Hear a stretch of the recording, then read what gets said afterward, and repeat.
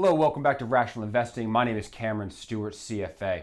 Thank you very much for tuning in and watching the channel. I greatly appreciate all the comments, suggestions for new stocks. I certainly appreciate the subscribers. Thank you so much. Today we're going to look at JPMorgan Chase, the bank stock. We're going to try to figure out what we think the intrinsic value of the company is, compare that to the current market price, and look at the economic return that we think we can get over a decade. Now at this channel, we're focused on intrinsic value. We assess that with 5 key attributes, right? Top line revenue growth, earnings growth by EBITDA, free cash flow growth, strong balance sheet, and a well-priced stock. The well-priced stock being the best, most prominent feature of the 5. Please see my Domino's versus Google video for the effects of buying a stock at a well-priced value. Now this is part of our bank series. We've done Wells Fargo. Now we're doing JPMorgan Chase. And one of the things you'll remember from the video is that we cannot use our standard model for a bank because the raw material for a bank is cash. We can't look at the cash flow statement and get a real clear picture on what's cash generated from operations and what cash is generated from just moving money around to customers from deposits and paying out. So what do? We look at book value. We look at net income. We look at margins that way. We look at their growth and we assess value that way. Okay, quick refresher. Banks, revenue. Revenue is comprised of 2 pieces, the net interest margin and non-interest revenue. Net interest margin is the spread between the payment that they pay depositors and the interest rate they receive when they make a loan. Quick example, you deposit your paycheck into the bank pays you, let's call it 1%. We all know it's not. For the example, they pay you 1% interest. They then lend that money out to someone to go buy a home, and that homeowner pays the bank 4%. So 4 minus 1 is 3, so the bank is making a net interest margin in that example of 3% on the money. Okay, the other key fact is that banks mark to market their assets and liabilities. What does that mean? That means that they're constantly assessing the market value of the assets and liabilities on their books. They're taking the difference, any change that might happen in that value, and they're expensing it to the P&L. So you're going to see more volatile earnings for banks than maybe other more stable companies, but that means the balance sheet is a better representation of liquidity value than a traditional manufacturer, right? A traditional manufacturer or service company, what have you, buys a piece of equipment and that cost sits on their balance sheet as cost. And if they bought it 10 years ago, it's still the 10-year cost that's been depreciated over time. A bank every year is reassessing the value and making sure that that's accurately reflected on their books. Okay, enough accounting for a second. Let's go dive into JPMorgan Chase, see what we got. All right. Behind me is a decade of revenue from JPMorgan Chase. And what you'll see is that revenue has grown on average 3.2% annually over that period of time, from $110 billion to $140 billion. And more recently, it's actually really accelerated. The last couple of years, they've done a tremendous job. My hat off to Jamie Dimon for really leading the company, doing an excellent job. Net income margin has grown very quickly at almost 9% over that period of time. That is a strong growth rate on net income for a bank. Net income margins 20%. That's kind of in line with industry average. Shares outstanding. Now shares outstanding are declining. That's a great thing to see. We want to see a company buying back shares because it's a tax-free way of rewarding shareholders who own the stock. Again, as a refresher, if they buy back shares, they are literally buying them back from people who want to sell, and they're ripping them up. They're canceling those shares. And that means that the shares that are outstanding still have a greater percentage ownership of the company. And it's a great boost to earnings per share. It's a great boost to cash flow and valuation.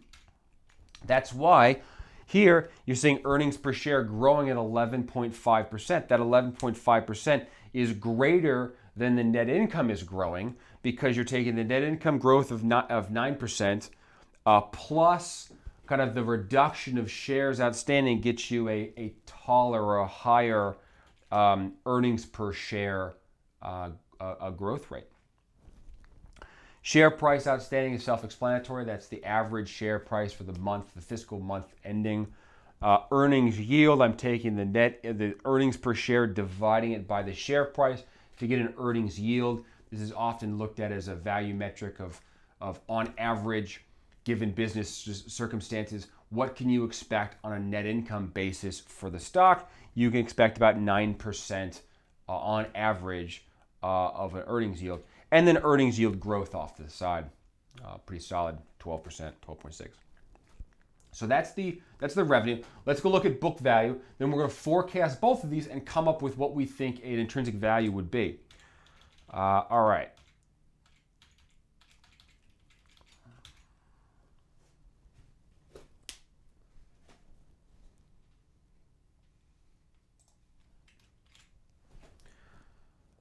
All right, so here we are. Let's take a look at the the book value of JPMorgan Chase. JPMorgan Chase starts the decade with $2.2 trillion of assets.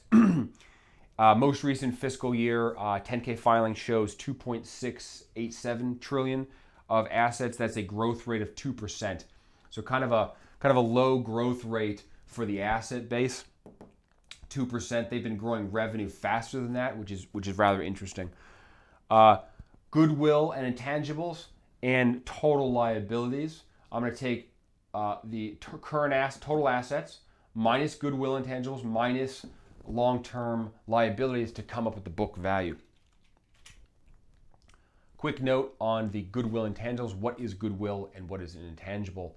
An intangible asset is something that may have some value but can't really sell it and get any value for it.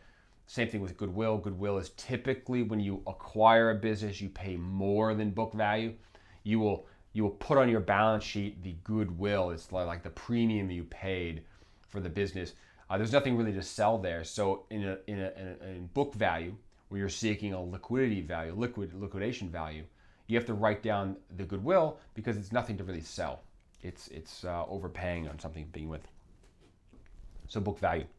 Book value to $124 billion, grown to $200 billion. That's a 6% growth rate annually, which is solid for a giant bank like that.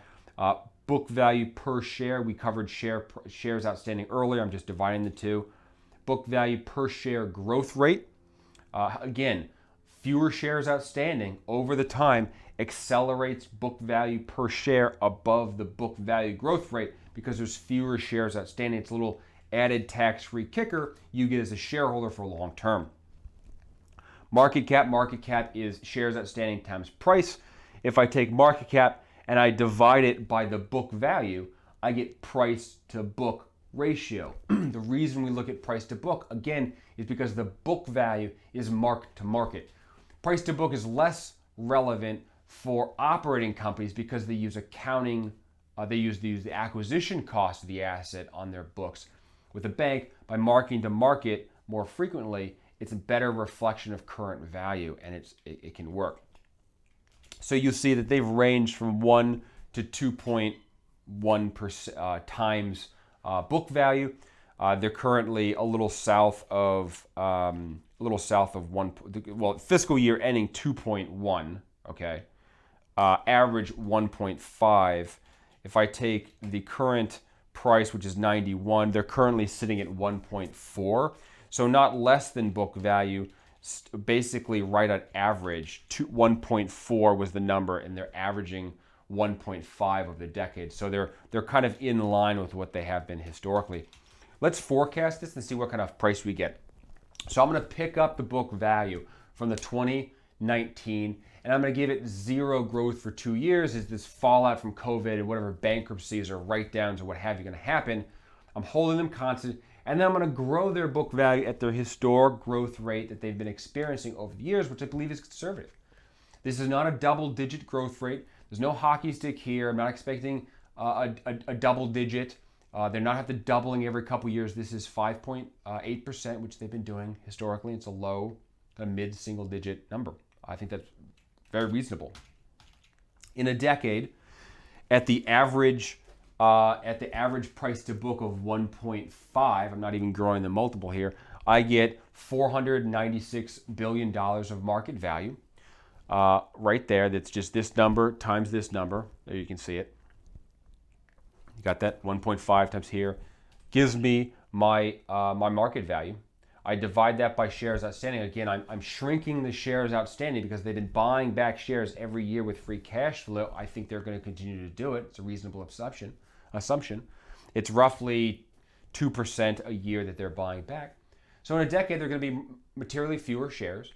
You get a larger per share value of that. So you're getting $196 of value in 10 years. That's the forecast based on book value. Let's go look at earnings per share. All right. So earnings per share, I'm giving, again, zero value for the first couple of years because I just don't know what's going to happen with COVID. I'm picking up the average last couple years that they've had. Remember, we talked a noticeable increase above the average for recent 3 years.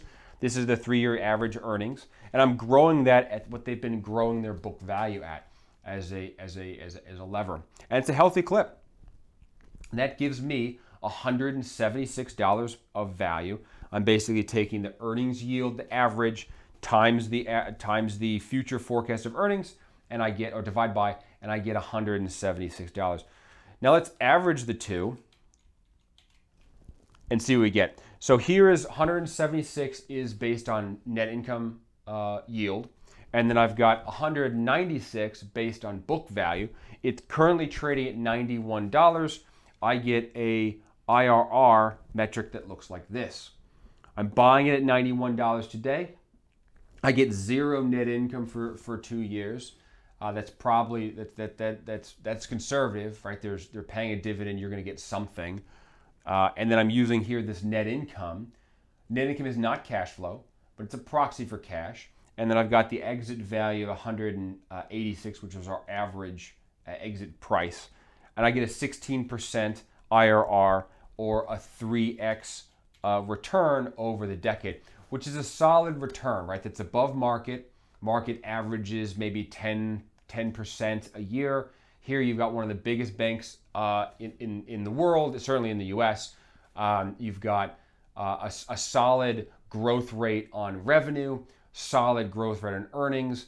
You're paying a little bit above book for it, but it seems like it's well positioned within the market. And over time, you're going to safely get a steady return that's going to beat the market. And I like it. I think it's been beat up. Why have the banks been beat up? Because, again, interest rates are all-time lows. They've been pulled down. Banks make a spread on the interest, the net interest margin. So if all rates are lower, it's harder for them to make any money. So you can expect lower earnings. But interest rates have been low for a decade, right? They only recently went up. But this is predominantly a low interest rate environment. They're still making good money. So I think in the long run, they're going to continue to perform well. And if you're going to put your money in the bank sector, consider JPMorgan. I'm going to give JPMorgan a good rating. I think it's a solid stock. I think it's a solid company. And certainly that market return is above market. Now let's look and see what happens if the stock moves. Okay, so here's our distribution curve. We've got $91 is the this top bar here is the price at which you buy the stock. The bottom is the IRR that reflects the current forecast value that we have of $185 or so of future value.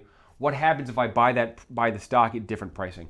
And you'll notice if for some reason this stock should fall back down below 91, the returns get very attractive very quickly. If you can pick this thing, although I don't think it's ever going to get to 66, that's really, really low. But if for some reason it should ever come down that low, I'd be a buyer of the stock. As it goes north, as the market recovers, it's going to become less attractive. And so I think at this point, 91 is a great entrance point. If it were to move to 100, I'd wait for it to come back down. But this will give you a range. You can continue to watch it and see what you think. Thank you. Comment. I got a couple more bank stocks coming, but I appreciate the time. Don't forget to comment, let me know what you think, and subscribe.